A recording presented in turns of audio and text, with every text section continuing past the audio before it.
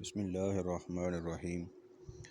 آج کی نشست میں ہم خرم مراد رحمۃ اللہ علیہ کی کتاب کارکنوں کے باہمی تعلقات کا مطالعہ کریں گے۔ تو آج کی اس نشست میں ہم اس کتاب کے چوتھے حصے کا مطالعہ کریں گے۔ چوتھے حصے کو ہم نے مزید 2 حصوں کے اندر تقسیم کر لیا تھا۔ تو اس کے اندر یہ چیزیں تھیں کہ جن کو تعلقات کے اندر اختیار کیا جائے گا تاکہ تعلقات جو ہیں وہ مضبوط سے مضبوط تر ہوتے جائیں۔ یہ ٹوٹل 17 چیزیں تھیں اور ان میں سے 8 چیزوں کا مطالعہ ہم پہلے کر چکے ہیں۔ بقیہ جو چیزیں ہیں وہ ہم آج ان کا مطالعہ کریں گے۔ تو 9ویں نمبر پر جو چیز ہے وہ ہے مصافحہ۔ سلام کے بعد جو دوسری چیز نبی صلی اللہ علیہ وآلہ وسلم نے ملاقات کے اندر محبت کے اظہار کے لیے بتائی ہے وہ مصافحہ ہے۔ حضرت انس رضی اللہ تعالیٰ عنہ سے پوچھا گیا کہ کیا رسول اللہ کے اصحاب میں مصافحہ کا رواج تھا؟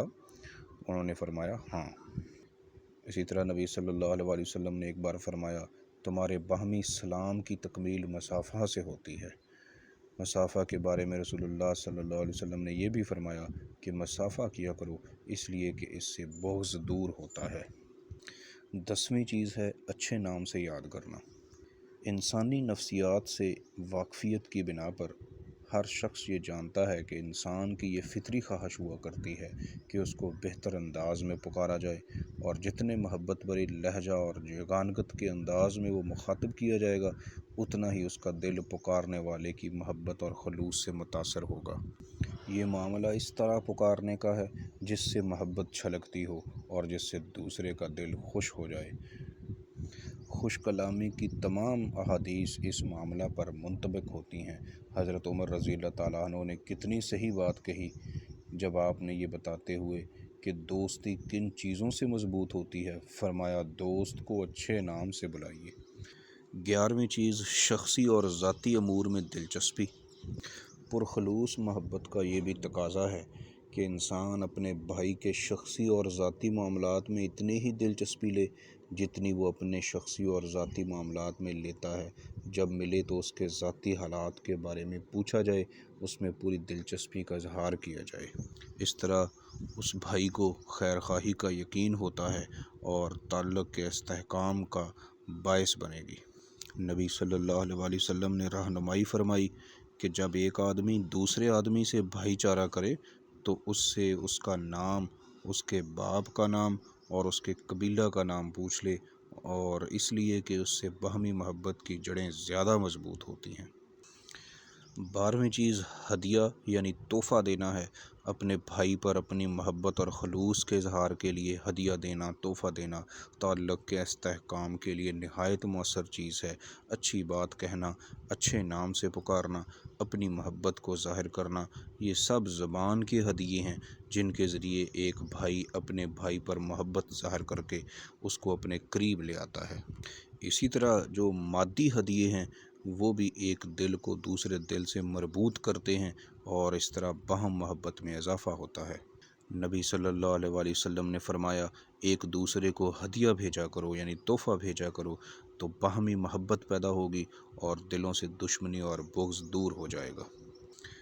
ہدیے کے حوالے سے کچھ باتیں جو پیش نظر رہنی چاہیے ان میں سے کچھ یہ ہیں کہ ہدیہ ہمیشہ حسب استطاعت دینا چاہیے۔ ہدیہ جو کچھ بھی ہو اس کو شکر و امتنان کے جذبات کے ساتھ قبول کر لینا چاہیے، اور ہدیہ کے بدلہ میں ہمیشہ ہدیہ دینے کی کوشش کرنی چاہیے، اور یہ ضروری نہیں ہے کہ وہ مساوی حیثیت کی ہو بلکہ ہر فریق اپنی حیثیت کے مطابق تحفہ پیش کرے گا۔ 13ویں نمبر پر جو چیز ہے وہ شکر گزاری ہے۔ جب ایک شخص یہ محسوس کرتا ہے کہ اس کے بھائی کو اس کے محبت کے جذبات اور محبت کے تحت کیے ہوئے کاموں کا پورا احساس ہے اور ان کی قدر و قیمت کو محسوس کرتا ہے تو اس کے دلی تعلق میں اضافہ ہوتا ہے۔ اگر محبت کرنے والے آدمی کو یہ احساس ہو کہ اس کے خلوص و محبت کی کوئی قدر نہیں تو اس کا دل بجھنے لگتا ہے۔ اس لیے جب بھی ایک مسلمان دوسرے مسلمان بھائی کی کوئی مدد کرے یا اس کے ساتھ حسن سلوک کرے یا اس سے کوئی اچھی بات کہے یا کوئی ہدیہ دے تو اس مسلمان بھائی کا فرض ہے کہ وہ اس پر اپنی خوشی کا اظہار کرتے ہوئے اس کا شکریہ ادا کرے اور اس طرح اس کو یہ بتا دے کہ وہ خلوص و محبت کی ہر ادا کی قدر و قیمت کرتا ہے۔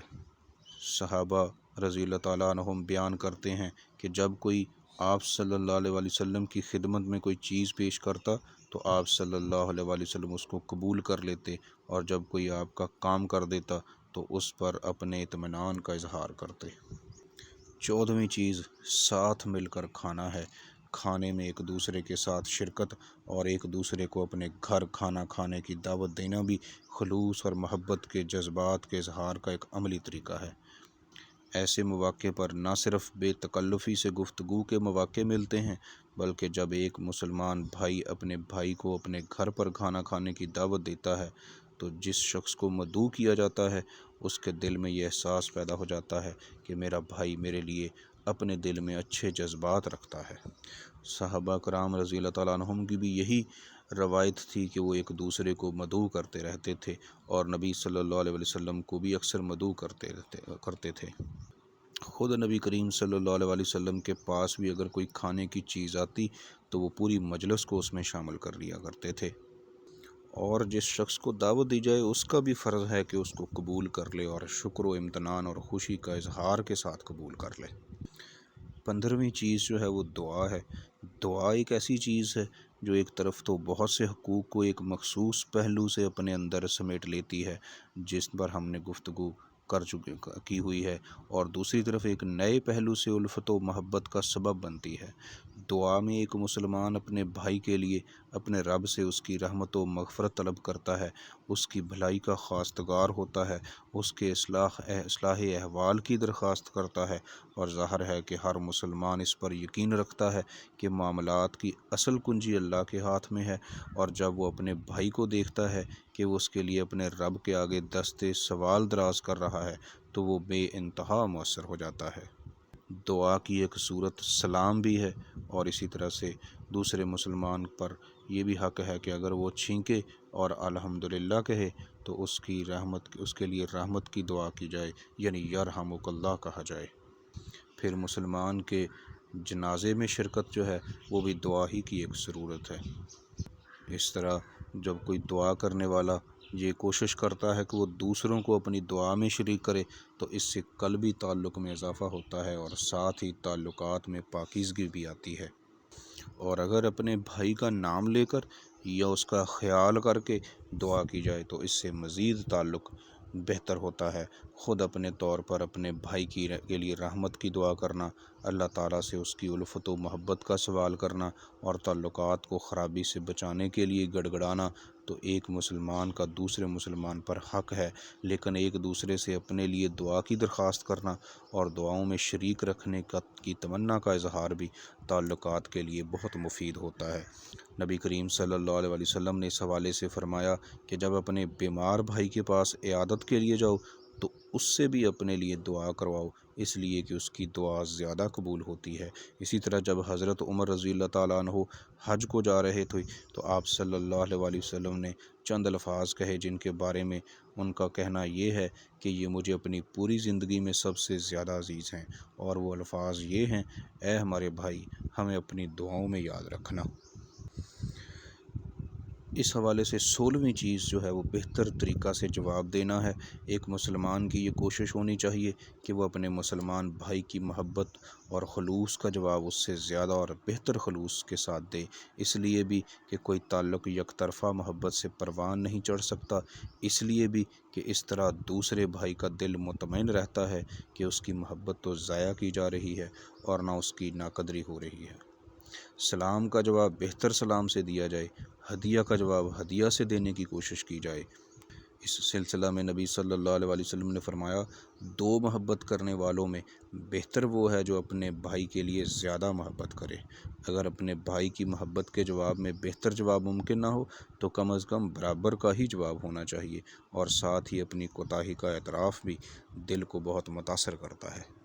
تعلقات کو بہتر بنانے اور صحیح طرز پر قائم کرنے کے لیے جو آخری چیز اس کتاب میں بیان ہوئی ہے وہ ہے صلح کرنا اور شکایت کو دور کرنا۔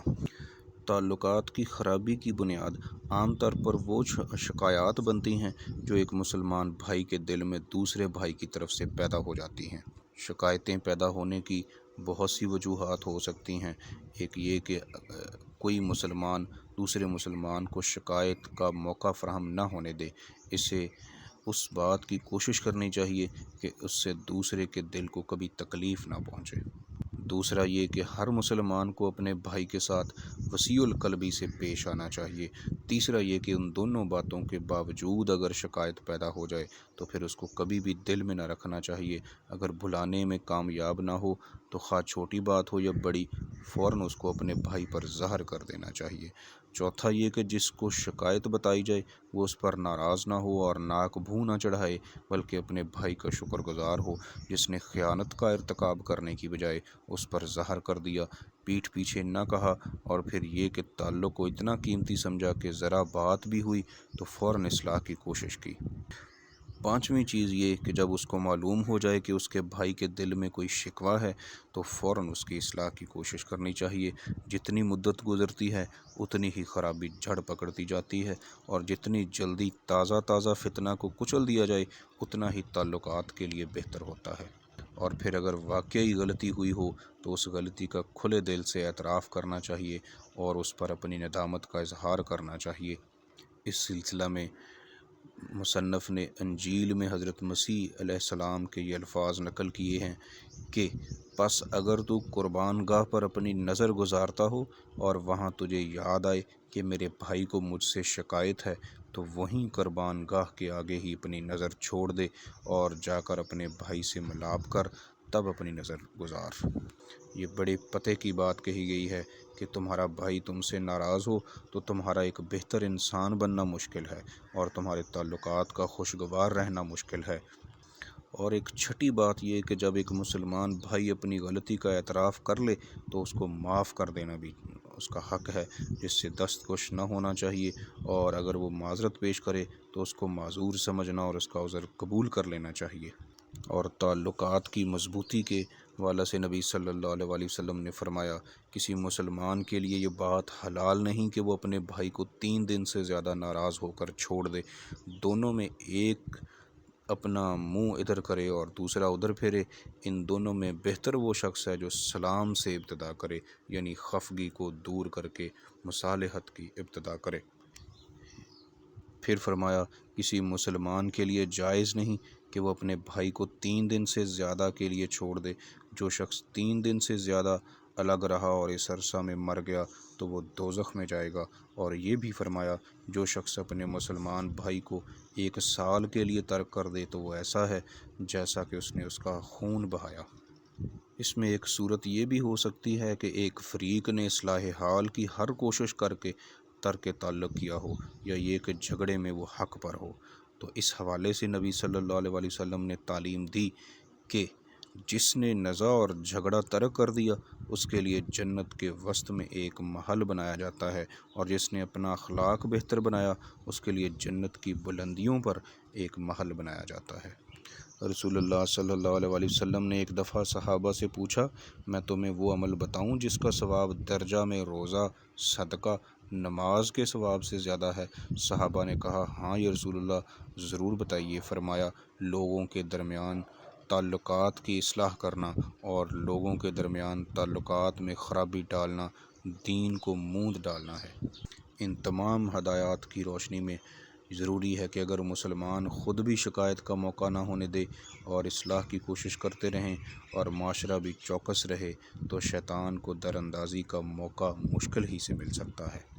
یہ اس ضمن میں آخری بات تھی۔